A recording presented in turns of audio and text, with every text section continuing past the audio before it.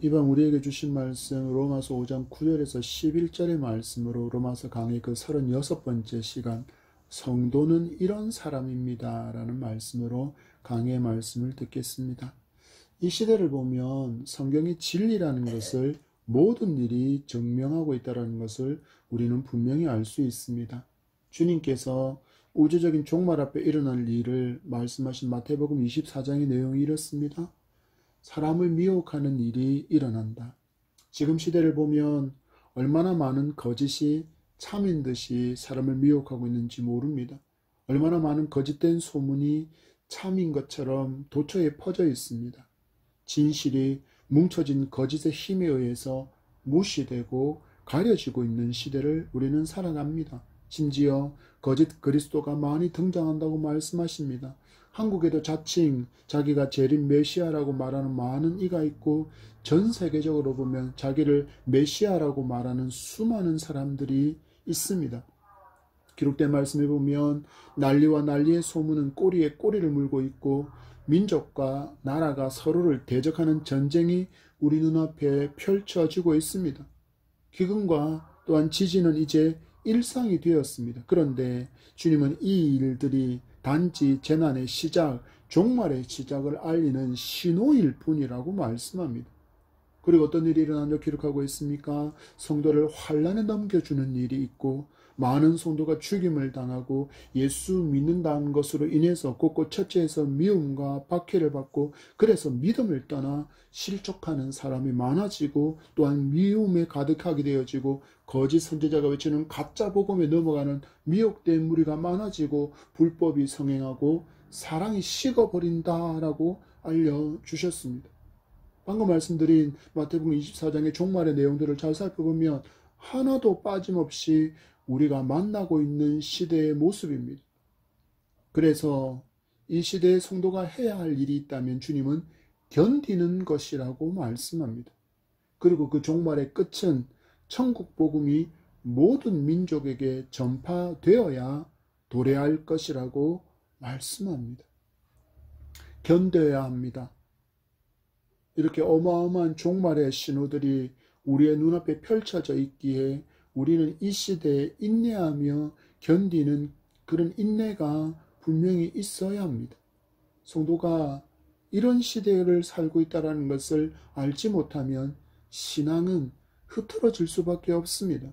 더 쉽게 말하면 하나님의 말씀을 알지 못하면 성도는 시대를 믿음의 눈으로 분별할 수 없는 영적인 맹인으로 살아가게 되는 것입니다.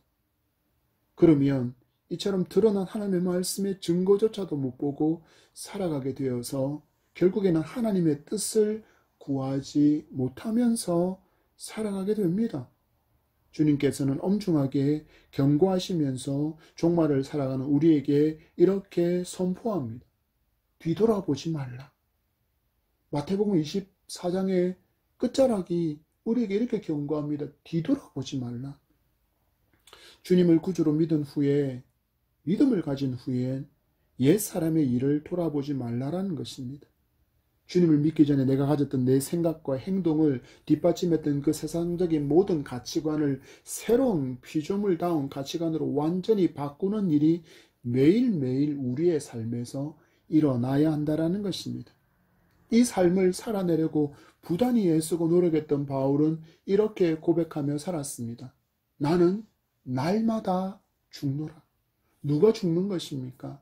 옛 사람, 옛 자, 우리가 신앙이 약해지고 또 미혹되어져서 넘어지게 되면 옛 사람들의 습관들이, 옛 사람들의 말이, 옛 사람들의 생각이 너무나도 쉽게 다시 찾아오기 때문입니다.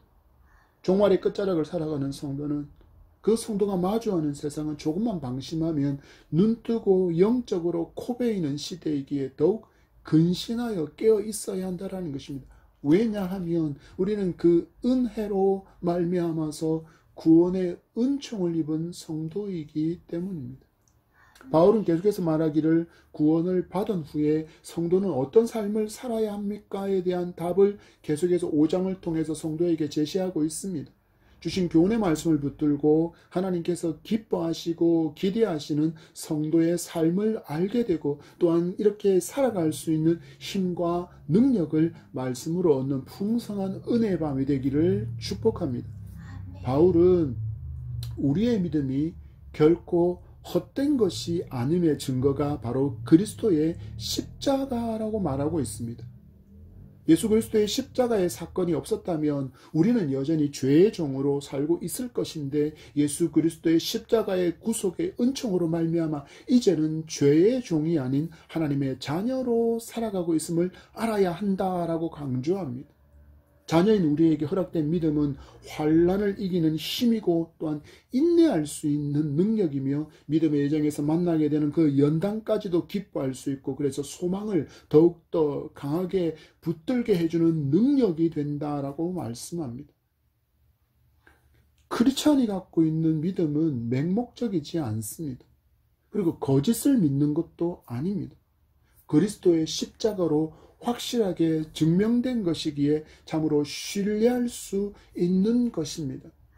이 시대의 많은 학자가 기독교의 성경을 마치 로마의 신화처럼 신화적인 것으로 치부하려고 합니다. 그래서 예수 그리스도의 탄생과 예수께서 일으키신 그런 기적과 이적들 그리고 예수께서 당하신 고난과 십자가의 죽음과 부활을 허상이다, 허구라고 말하며 심각하게 진리에 도전하고 있고 놀랍게도 안타깝게도 너무나도 많은 크리스찬들이 이런 주장에 속고 있습니다. 그래서 성도는 분명한 믿음의 증거인 성경을 꼭 붙들어야 합니다. 설교 시작에서 말씀드린 것처럼 하나님의 말씀은 1.1핵도 땅에 떨어지지 않고 반드시 성취되고 있습니다. 왜냐하면 살아계신 하나님의 말씀이기 때문입니다. 히브리서 기자는 우리에게 믿음의 태도를 분명히 하라고 말씀으로 권면하고 있습니다. 히브리서 11장 6절의 말씀을 다 같이 읽겠습니다. 다 같이 믿음이 없이는 하나님을 기쁘시게 하지 못하나니 하나님께 나아가는 자는 반드시 그가 계신 것과 또한 그가 자기를 찾는 자들에게 상 주시는 이심을 믿어야 할지니라. 아멘. 믿는다는 것은 먼저는 하나님이 계시다는 사실들을 믿는 것이고 또한 하나님께서 당신을 찾는 자에게 상 주시는 분임을 믿는 것이다 라고 이야기합니다. 그리고 반드시 예수 그리스도가 십자가로 하나님의 사랑을 확정해 주셨다라는 것을 믿어야 한다라고 로마서는 우리에게 이야기하고 있습니다.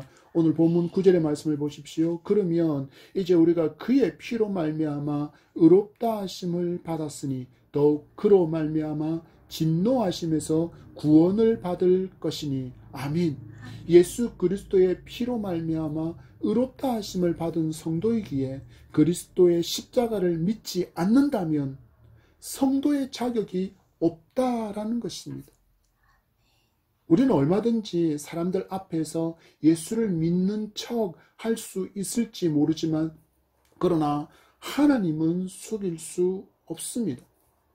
분명히 교회 안에 많은 사람들이 있지만 교회 안에 분명히 그들이 있지만 모든 사람이 다 알곡이 아니라고 주님 말씀하시기 때문입니다. 마태복음 3장 12절의 말씀 읽어드립니다. 손에 키를 들고 자기의 타작마당을 정하게 하사 알곡은 모아 곡간에 들이고 쭉정이는 꺼지지 않는 불에 태우시리라. 아멘. 다시 한번 읽어드립니다. 손에 키를 들고 자기의 타작마당을 정하게 하사 알곡은 모아 곡간에 들이고 쭉정이는 꺼지지 않는 불에 태우시리라. 아멘.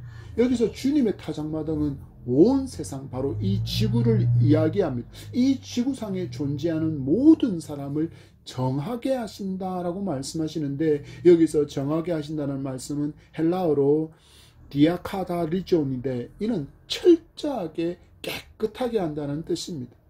한마디로 그 어떤 쭉정이도 알곡에 섞이지 못하도록 철저하게 분류하신다는 것입니다. 이 일에는 결코 실수가 있을 수 없습니다. 왜냐하면 하나님께서 하시는 일이시기 때문입니다. 오직 알곡만이 하나님 나라에 들어갈 수 있다고 말씀하시는 것입니다. 그렇다면 과연 어떤 알곡입니까? 히브리서의 말씀에 따르면 하나님이 계신 것을 믿는 사람이고 하나님을 인정하고 하나님을 삶에서 찾는 자이며 예수 그리스도를 자신의 구원자로 믿는 사람이 바로 알곡이라고 이야기하는 것입니다. 왜 우리는 이처럼 구원에 대해서 강조하는 것입니까? 왜 오직 예수 그리스도만이 구원의 길이라고 강조하는 것일까요? 바울은 이야기합니다. 예수 그리스도의 피로 말미암아 의롭다 하심을 얻는 자는 하나님의 진노에서 구원을 받기 때문이다 라고 이야기합니다. 여러분 한번 상상해 보시겠습니까? 온 세상의 창조주이신 예수님께서 당신의 피조물, 당신이 지으신 피조물의 죄 때문에 십자가에서 죽으셨습니다. 십자가에서 죽으실 때 하나님 아버지로부터 철저하게 버려지신 분이 바로 예수 그리스도이십니다. 십자가에서 이 하나님의 버려짐에 그 외면에 고통치며 부르짖으셨던 주님의 음성을 들어보십시오. 마태복음 27장 46절 말씀에 제90쯤에 예수께서 크게 소리질러 이르시되 엘리 엘리 라마 사박다니 하시니 이는 곧 하나님 하나님 어찌하여 나를 버리셨나이까 하는 뜻이라. 아멘. 당신의 아들 예수께서 인간의 죄 때문에 철저한 고통 속에 피조물인 인간의 조롱 속에 벌거벗겨지는 수치를 겪는 그 모습을 다 보신 분이 바로 아버지 하나님이십니다. 제가 참 좋아하는 찬양이 있습니다. 송명희 시인이 작사한 얼마나 아프실까입니다. 찬양하는 사람들이라는 찬양팀이 발표한 찬양인데 가사가 이렇습니다. 얼마나 아프실까 하나님의 마음은 인간들을 위하여 아들을 제물로 삼으실 때 얼마나 아프실까 주님의 몸과 마음 사람들을 위하여 십자가에 달려 제물 되실 때 얼마나 아프실까 하나님 가슴은 독생자 주셨건만 인간들 부족하다 원망할 때 얼마나 아프실까 주님의 심령은 자신을 주셨건만 사람들 부인하며 욕할 때 저는 이 찬양을 듣고 부를 때면 주님 당하신 고난의 의미를 되새기기도 하지만 마지막 날에 불신자에게 쏟으실 하나님의 진노가 두려움으로 다가옵니다. 여러분 그런데 아무런 자격도 없는 나를 당신의 백성 삼아주시고 구원해 주셔서 이 하나님의 진노를 명쾌해 주셨습니다. 이처럼 놀랍고 위대한 은혜와 위대한 사랑은 없습니다. 10절의 말씀을 보십시오. 같이 읽겠습니다. 다 같이 곧 우리가 원수 되었을 때 그의 아들의 죽으심으로 말미암아 하나님과 화목하게 되었은즉 화목하게 된 자로서는 더욱 그의 살아나심으로 말미암아 구원을 받을 것이니라. 아멘. 하나님의 사랑이 언제 우리를 향하고 있었다라고 말씀합니까? 말씀에 따르면 우리가 하나님과 원수 되었을 때입니다. 말씀에 따르면 사랑받을 만한 어떤 자격도 없는 그때 심지어는 원수처럼 하나님을 멸시하고 살았던 그런 나를 하나님께서 예수께로 나아오기 전에 주목하고 계셨고 하나님의 때에 당신의 전도자를 보내시고 복음을 듣게 하시고 내게 믿음을 허락하셔서 내가 지금 예수 그리스도를 나의 구주로 고백하게 되었다라는 것입니다. 하나님과 원수가 되어서 아무런 소망도 없이 살던 나를 구원하시고 하나님과 동행하며 살았던 처음 사람 아담과 같은 그런 화목을 회복시켜 주신 것입니다. 말씀을 보면서 저는 개인적으로 창세기에서 동산을 거니시는 하나님을 마냥 행복하게 바라볼 수 있었던 그들, 하나님과 도란도란 얘기할 수 있었던 그 무지한 상태의 아담을 묵상해 봅니다. 얼마나 행복했을까요? 창조주 하나님을 눈으로 볼 수 있었고 그분의 음성을 직접 귀로 들을 수 있었던 그 아담, 얼마나 행복했으며 얼마나 좋았고 하나님을 보다 얼마나 기뻤을까요? 여러분, 그런데 왜 이렇게 놀라운 하나님과 화목된 관계로 살아갈 수 있도록 창조된 인간이 하나님께 나아갈 수 없게 된 것입니까? 바로 죄가 가로막았기 때문입니다. 이사야서 59장 1절의 말씀을 다 같이 보겠습니다. 이사야서 59장 1절입니다. 말씀 다 같이 여호와의 손이 짧아 구원하지 못하심도 아니요 귀가 둔하여 듣지 못하심도 아니라 오직 너희 죄악이 너희와 너희 하나님 사이를 갈라놓았고 너희 죄가 그의 얼굴을 가리어서 너희에게서 듣지 않으시게 함이니라. 아멘. 말씀을 보십시오. 아무런 소망도 없는 상태라는 것은 하나님께 죄로 말미암아 단절되어져 버린 영적 죽음의 상태라고 이사야는 선포하고 있습니다. 여러분 혹시 기도에 하나님께서 침묵하고 계신 것처럼 여겨진다면 하나님께 책임을 돌리기에 앞서서 말씀에 따라서 나를 말씀의 거울에 비추어 보고 죄가 드러났을 때 그 죄를 회개하는 것이 먼저라는 것을 기억하시기 바랍니다. 그때 하나님의 그 얼굴이 우리를 향하시고 하나님의 그 음성이 우리에게 들리게 되며 우리의 음성 또한 하나님께 상달되어진다라고 말씀하고 있습니다. 여기서 화목한다라는 말은 적대감을 없앤다는 것입니다. 이사야의 말처럼 하나님과 우리 사이에 있는 적대감은 하나님의 거룩함에 거스르는 인간이 죄를 지었기 때문에 생겨났습니다.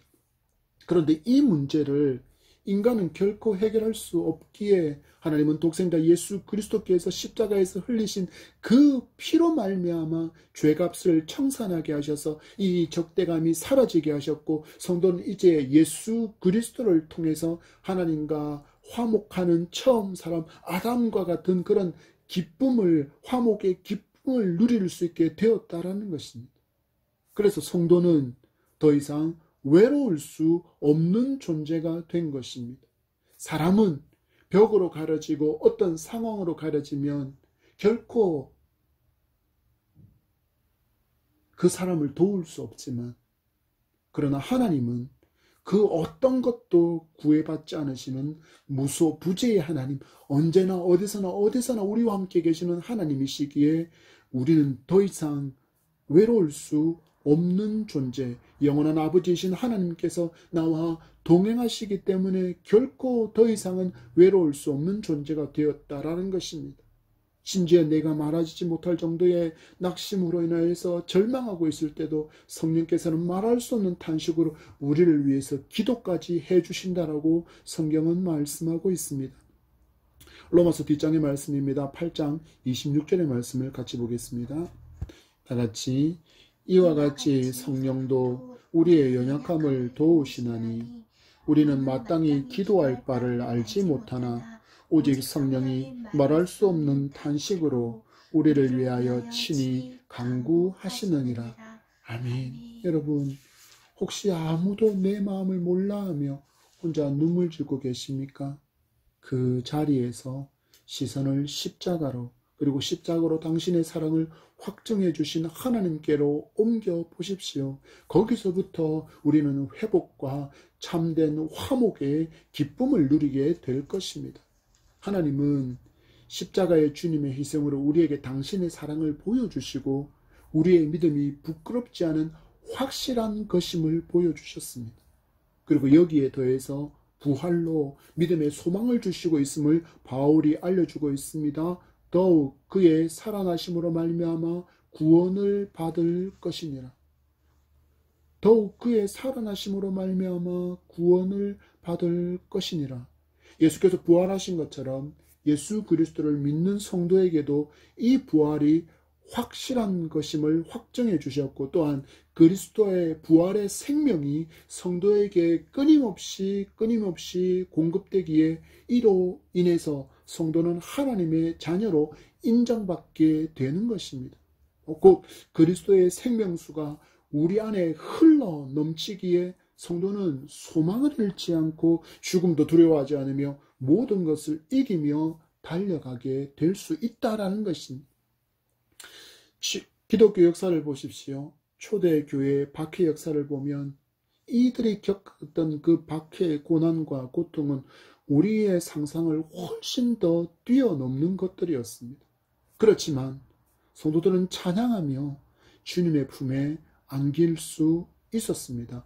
왜 그랬을까요? 그들에게는 부활의 소망이 있었고 부활에 대한 확실한 믿음이 있었기 때문입니다. 그리고 313년에 기독교를 피로 물들였던 제국 로마가 그리스도의 피로 물들게 되는 놀라운 복음의 역사가 일어났습니다. 여러분, 살아가기 참 힘든 시절을 우리는 만났습니다. 국가적으로도 많은 위기가 있고 교회도 어렵고 성도의 가정에도 많은 어려움이 찾아왔습니다. 코로나는 여전히 종식되지 않고 코로나의 시작과 함께 줄어든 기독교인의 숫자는 회복되지 못하고 있습니다.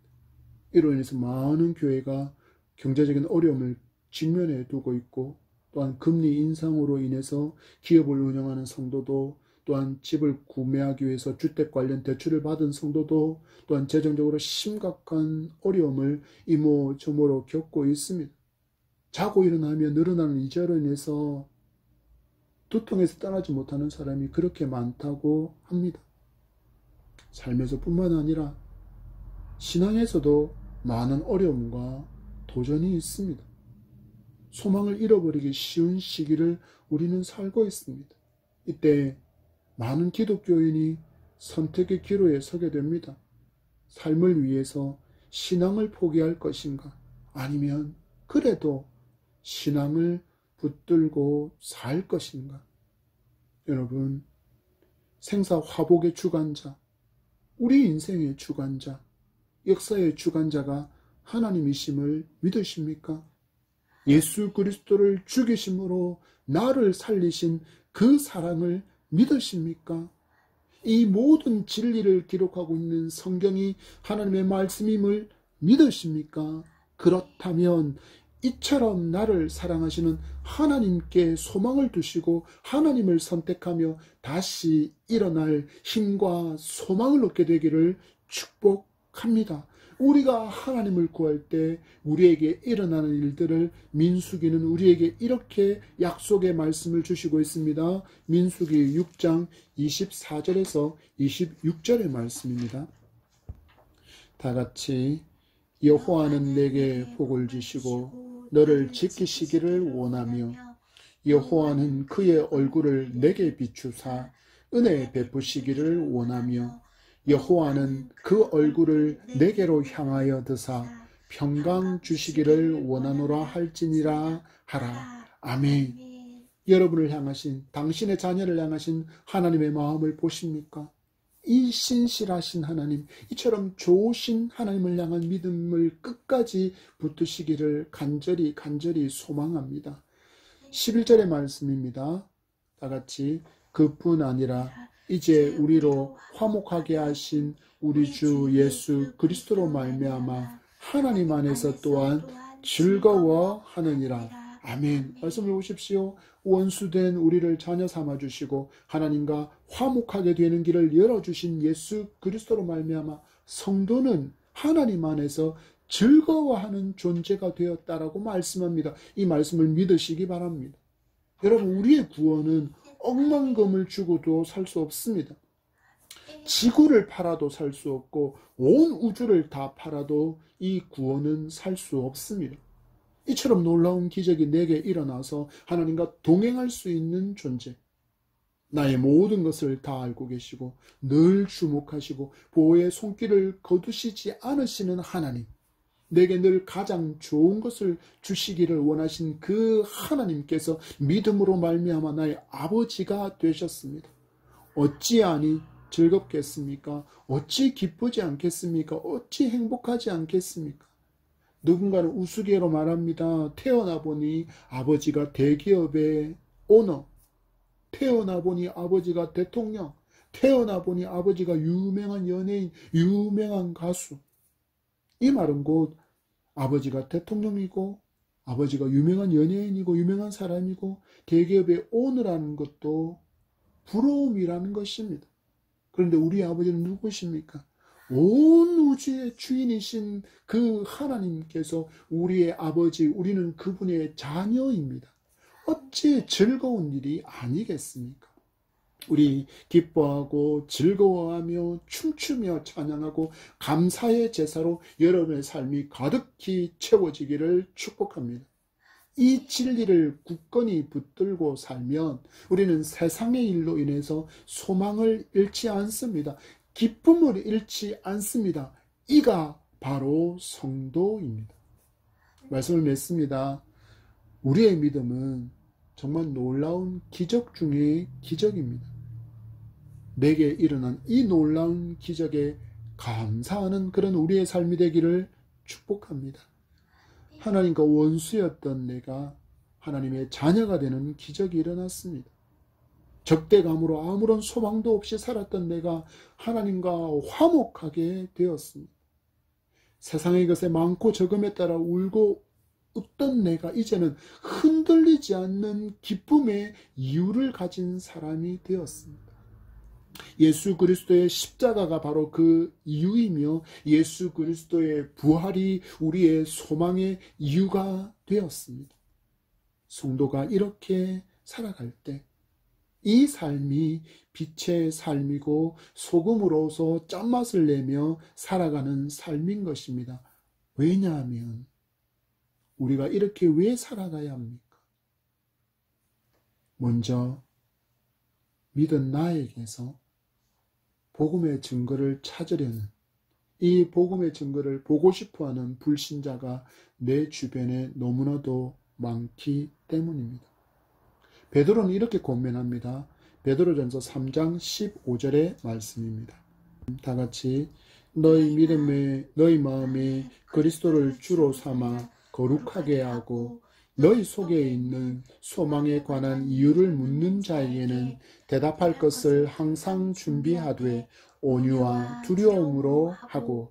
아멘. 여러분, 너무 힘겨운 시대이지만 그 가운데서도 소망을 잃지 않고 기쁨으로 살아가는 여러분에게 소망의 이유를 묻는 그들에게 예수 그리스도만이 참 소망의 이유라고 마음껏 자랑하는 그런 남은 주간이 되기를 축복합니다.